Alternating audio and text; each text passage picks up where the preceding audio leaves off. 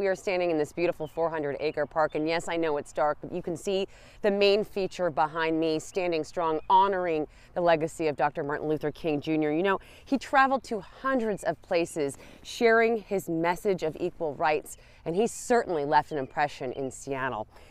If you weren't familiar with the story, Dr. King was invited to Seattle by his friend, Reverend Samuel McKinney. This is a photo, I hope you're seeing, of McKinney breaking ground at Mount Zion Baptist Church, not too far from here.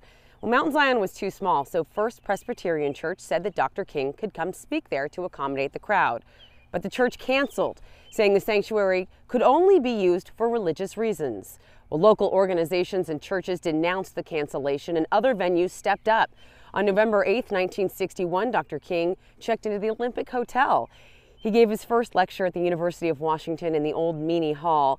He then went to Temple de Hirsch, and later in the week he spoke at Garfield High School and at that evening at Eagles Auditorium, which is now the ACT Theater.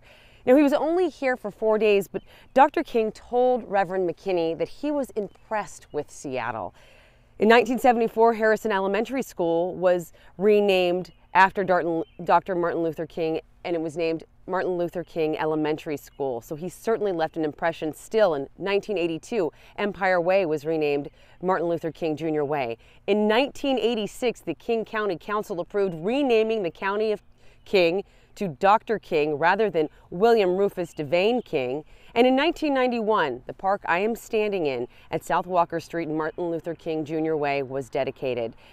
And certainly, Martin Luther King's legacy lives on in Seattle, and tonight some people who are there in the original speeches are going to be joining them again tonight. And that's where we're going to find Alex Rozier. He is at Mount Zion Church. Alex?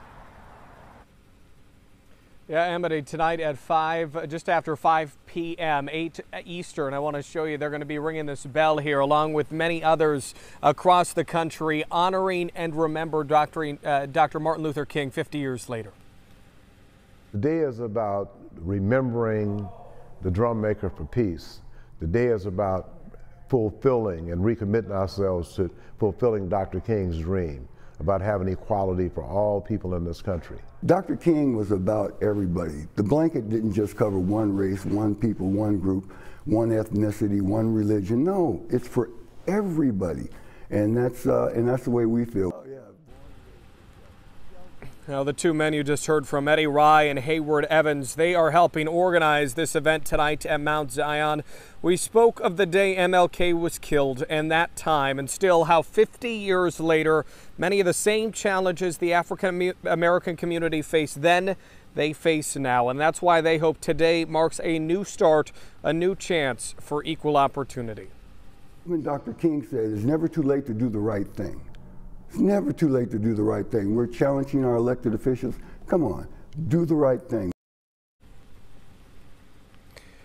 And tonight, again, just after 5 o'clock, that conversation, that night of remembrance will begin here at Mount Zion Church. And they tell me all are welcome, just as Dr. King would want. Reporting live this morning, I'm Alex Rozier. We'll send it back to you.